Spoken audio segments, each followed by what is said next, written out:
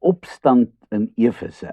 Ons lees Handelinge 19 vers 21 tot Handelinge 20 vers 1. Na 'n baie lang brief van die gemeente in Korinthe sê Paulus tot groot verligting van Sosthenes, sy sekretaris, uiteindelik Amen.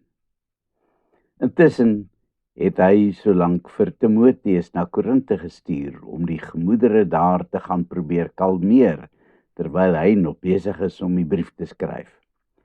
Wanneer Paulus die brief wegstuur, bid hy dat dit die regte uitwerking sal hê. Ja, hy het harde woorde in die brief kwyt geraak, maar hy het dit tog met groot liefde geskryf.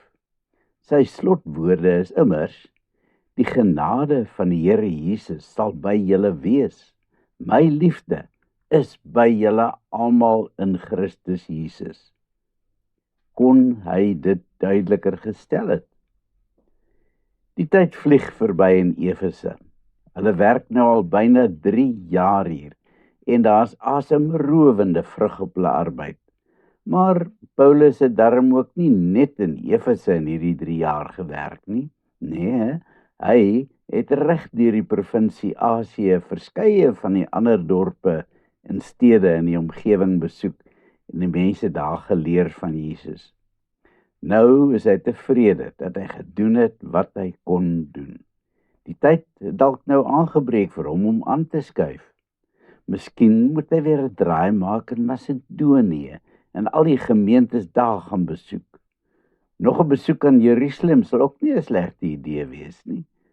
En Rome, hy wil so graag in daai bose stad sy tande gaan inslaan. Wie weet, miskien is dit hom nog eendag beskore. Timotheus het intussen teruggekom uit Korinthe en alles vir Paulus kom vertel van wat daar in die gang is. Dinge lyk nie goed nie en Paulus is bitter ontsteld.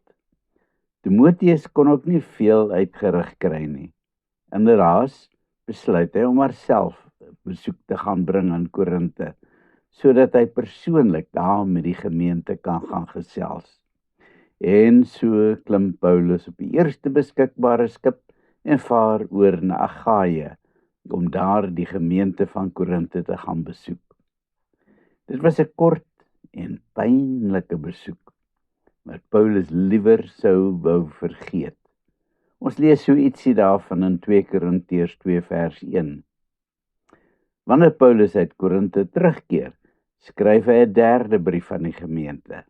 Hy is bitterlik bedroef wanneer hy hierdie tranebrief skryf. Titus word afgevaardig om die brief aan die Korinthe te gaan aflewer. Hoopelik sal hierdie brief tog versoening bring. En dan besluit Paulus dat dit tyd geword het om aan te begin skuif. Sy idee is om deur Macedonië en Agaia te reis en dan 'n slag weer in Jerusalem aan te doen.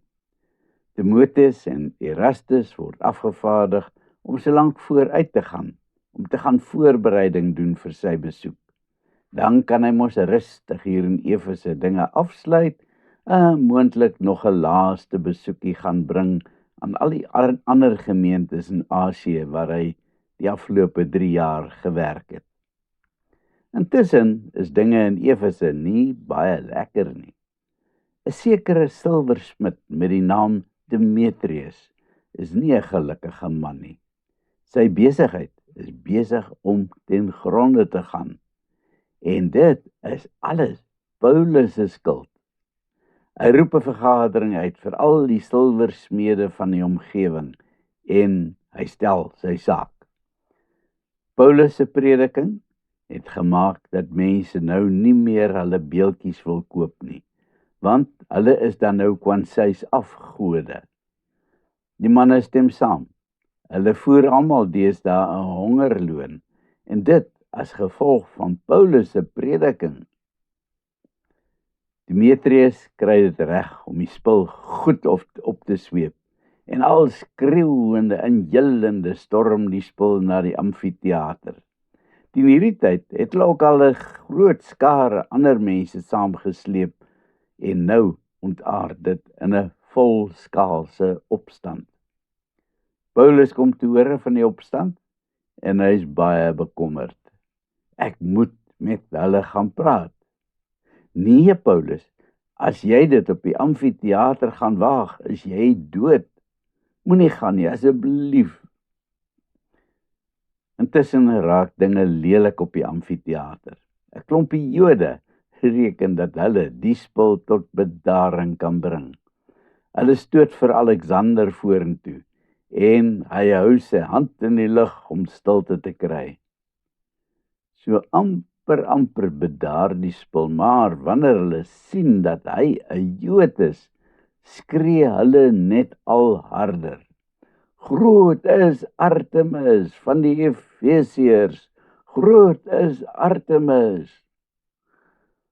Uiteindelik kry die stadsklerk dit tog na 'n groot gesukkel reg om die spul tot bedaring te bring. Kom ons doen die ding op die regte manier. As ons die saak in die hof uitsorteer, sal ons nou reg geskied. En so gaan die woedende skare tevrede uitmekaar. Die grap is dat die helfte van hulle nie eers geweet het waaroor die hele ding gegaan het nie. Moontlik was hierdie vir Paulus 'n teken dat dit tyd geword het vir hom om te groet.